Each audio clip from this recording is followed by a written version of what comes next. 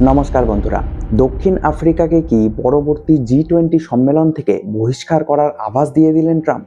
না, কোনো জল্পনা নয়, বরং সোজা সোশ্যাল মিডিয়ায় পোস্ট করে একথা নিজে জানিয়েছেন তিনি। সেটা তো আমরা দেখবই, তবে তার আগে প্রশ্ন হচ্ছে, ট্রাম্প বললেই কি হয়ে গেল নাকি? জি-20 তো আর জি-7 না যে আমেরিকা যা চাইবে তাই হবে। তবে এক্ষেত্রে বিষয়টা একটু আলাদা।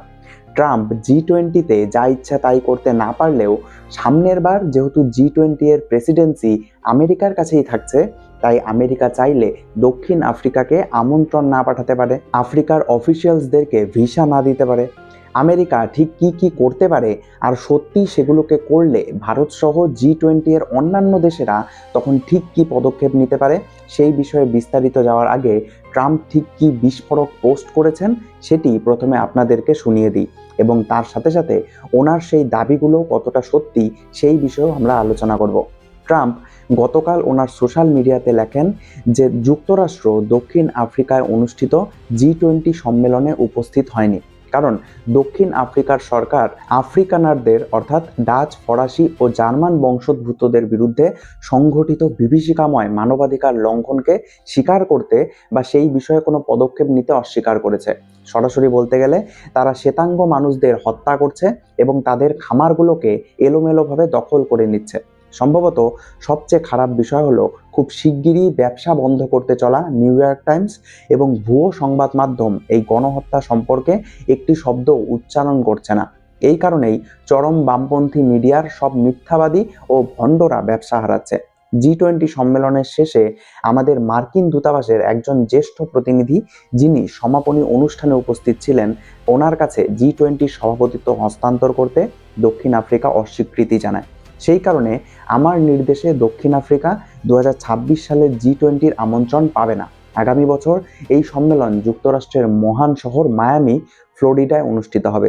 দক্ষিণ আফ্রিকা বিশ্বের কাছে প্রমাণ করেছে যে তারা কোনো সংগঠনের সদস্যপদ পাওয়ার যোগ্য একটি দেশ নয়, এবং আমরা অবিলম্বে তাদের প্রতি সব ধরনের অর্থ প্রদান ও ভর্তুকি বন্ধ করে দিচ্ছি। ট্রাম্প এখানে যেই সাদা চামড়ার মানুষদের জেনোসাইডের কথা বলছেন, তাদের আফ্রিকানের বলা হয়, এবং এদের ভারত যোগ জানলে আপনারা চমকে যাবেন। এরা 1600 দশকে ডাচ, ফরাসি, জার্মানি থেকে এসে দক্ষিণ আফ্রিকায় বসতি স্থাপন করেছিল। সাউথ আফ্রিকান হিস্ট্রি অনলাইনের মতে আধুনিক আফ্রিকানাররা মূলত পশ্চিম ইউরোপীয় বংশোদ্ভূত, যাদের মধ্যে 35% ডাচ, 34% জার্মান এবং 13%-এর মতো ফরাসি। কিন্তু সাউথ আফ্রিকায় বসবাস করা এদের কখনোই মূল লক্ষ্য ছিল না, বরং 15 থেকে 17 দশকে ইউরোপীয় জাহাজগুলো যখন সমুদ্রপথে ভারতে আসার চেষ্টা করত, তখন দক্ষিণ আফ্রিকার কেপে তারা বিশ্রাম নিত। এই জায়গাটাই ইতিহাসে কেপ অফ গুড হোপ নামে বিখ্যাত, কারণ নাবিকদের এখানে পৌঁছানোর অর্থ ছিল ভারত মহাসাগরে পৌঁছানোর সুসংবাদ। এই জার্নির সময়েই অনেকে সেখানেই থেকে যায় এবং বসতি গড়ে তোলে, এবং একবার ইউরোপীয়রা কোথাও বসতি স্থাপন করলে সেখানকার আদিবাসীদের সাথে ঠিক কী হয় সে তো আমরা সকলেই জানি। এরা ধীরে ধীরে সেখানে নিজেদের একটি স্বতন্ত্র সাংস্কৃতিক গোষ্ঠী গড়ে তোলে, যারা নিজেদের পরিচয়কে সম্পূর্ণভাবে আফ্রিকার মাটির সঙ্গে যুক্ত করেছিল। তাদের ভাষা আফ্রিকান্স, যা ডাচ ভাষার সঙ্গে বেশ সাদৃশ্যপূর্ণ। এই আফ্রিকানেররা মূলত কৃষক ছিল, তাই এদের বোর বলা হয়, ডাচ ভাষায় যার মানে হলো কৃষক। আজও এরা কৃষিকাজের সাথেই গভীরভাবে জড়িত, কিন্তু আফ্রিকার মাটিতে নিজেদের শিকড় গাঁথার সময় আফ্রিকানেররা অন্যান্য ইউরোপীয়দের মতোই স্থানীয় ব্ল্যাক জনগোষ্ঠীকে তাদের জমি থেকে উৎখাত করেছিল, এবং এখানেই শুরু হয় দক্ষিণ আফ্রিকার সবচেয়ে অন্ধকারতম অধ্যায়। 1948 সালে দক্ষিণ আফ্রিকার আফ্রিকানের নেতৃত্বাধীন সরকার অ্যাপার্থেইড নামে জাতিগত পৃথকীকরণ নীতি চালু করে। আপনারা তো জানেনই যে ইউরোপীয়রা কিভাবে জাতিগত বিভেদ সৃষ্টি করার এক্সপার্ট ছিল। এই নীতির ফলে দক্ষিণ আফ্রিকায় ভিন্ন জাতির মধ্যে বিবাহকে প্রথমে নিষিদ্ধ করে দেওয়া হয়। বহু দক্ষ ও আধা দক্ষ চাকরি শুধুমাত্র শ্বেতাঙ্গ অর্থাৎ হোয়াইটদের জন্যই সংরক্ষিত করে দেওয়া হয়।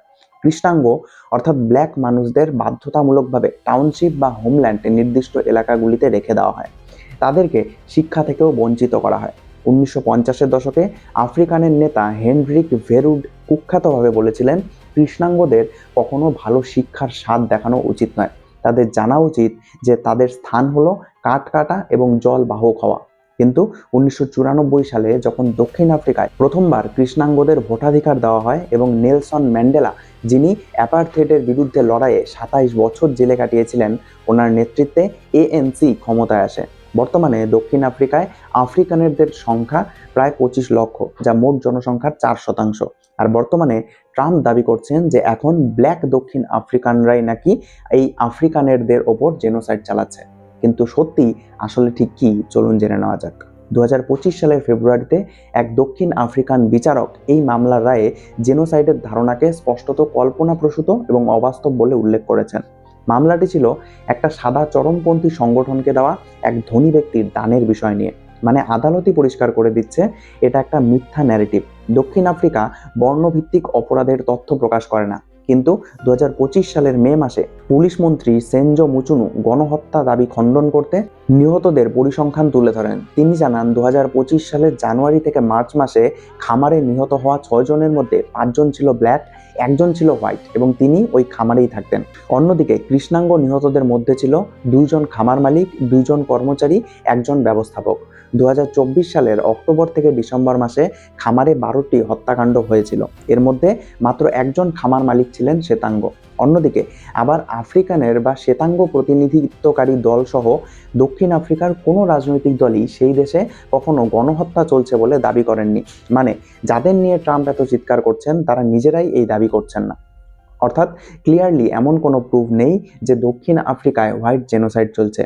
দক্ষিণ আফ্রিকায় অবশ্যই ক্রাইম রেট অনেক বেশি, সেটা সত্যি, কিন্তু এটা রেস বেসড টার্গেটিং নয়, বরং সামগ্রিক আইন শৃঙ্খলা পরিস্থিতির একটি সমস্যা।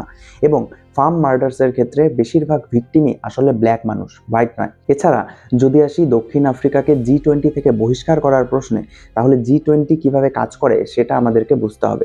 G20 আসলে কোনো ফর্মাল ইন্টারন্যাশনাল অর্গানাইজেশন না, এটা একটা ইনফর্মাল ফোরাম। এর মোট 20টি সদস্য দেশ আছে, যার মধ্যে 19টি দেশ plus EU plus African Union. G20 এর সিদ্ধান্ত হয় কনসেনসাস বেসড, অর্থাৎ সবাই একমত না হলে কোনো সিদ্ধান্ত নেওয়া হয় না। এখানে কোনো ভোটিং সিস্টেমস নেই, কোনো ফর্মাল এক্সপালশন রুলসও নেই। তাই এখানে ট্রাম্প একা কিছু চাইলেই কাউকে বহিষ্কার করতে পারবেন না। কোনো একক দেশ অন্য কোনো দেশকে G20 থেকে বের করতে পারে না। যেমন 2022 সালেও রাশিয়া ইউক্রেনের ওপর আক্রমণ করার পর বাইডেন প্রশাসন রাশিয়াকে G20 থেকে বের করতে চেয়েছিল, কিন্তু পারেননি, কারণ চীন, ভারত সহ অনেক দেশই এর বিরোধিতা করেছিল। তবে ট্রাম্প দক্ষিণ আফ্রিকার ডেলিগেশনকে ভিসা দিতে অস্বীকার করতে পারেন। এছাড়া ট্রাম্প ইতিমধ্যেই ঘোষণা করেছেন যে দক্ষিণ আফ্রিকাকে সমস্ত পেমেন্ট ও সাবসিডি দেওয়া বন্ধ করে দেবেন। এছাড়া G20-র মধ্যে সারা বছর বিভিন্ন ওয়ার্কিং গ্রুপ কাজ করে, যেমন ফিন্যান্স, ক্লাইমেট, ট্রেড ইত্যাদি। আমেরিকা যদি এসব মিটিংয়ে অংশগ্রহণ না করে তাহলে পুরো প্রসেস স্লো হয়ে যেতে পারে। যদিও এইসব ডেভেলপমেন্ট নিয়ে ইউরোপ, ভারত, চীন, ব্রাজিল এখনও আনুষ্ঠানিকভাবে কিছু বলেনি, কিন্তু পর্দার আড়ালে অস্বস্তি প্রকাশ করা হচ্ছে। যদি সত্যি দক্ষিণ আফ্রিকাকে আগামী G20 সামিটে যোগদান করতে না দেওয়া হয়, তাহলে অবশ্যই ব্রিক্স সহ বিভিন্ন দেশ এর প্রতিবাদ অবশ্যই করবে। এমনটা হলে ভারত পুরোপুরিভাবে সামিটকে বয়কট না করলেও আমাদের প্রধানমন্ত্রী সামিটে না গিয়ে অন্য কাউকে পাঠিয়ে দিতে পারেন। তবে আপনাদের এই বিষয়ে ঠিক কী মত অবশ্যই কমেন্টে জানাতে ভুলবেন না। এবং আপনাদের কাছে একটাই রিকোয়েস্ট যে একটি লাইক এবং সাবস্ক্রাইব অবশ্যই করবেন, কারণ এটি আপনাদের জন্য সামান্য মনে হলেও এটি সত্যি আমাকে আপনাদের জন্য আরও এমন নতুন নতুন বিশ্লেষণাত্মক ভিডিও নিয়ে আসতে অনুপ্রেরণা যোগায়। দেখা হচ্ছে পরের ভিডিওতে। ধন্যবাদ।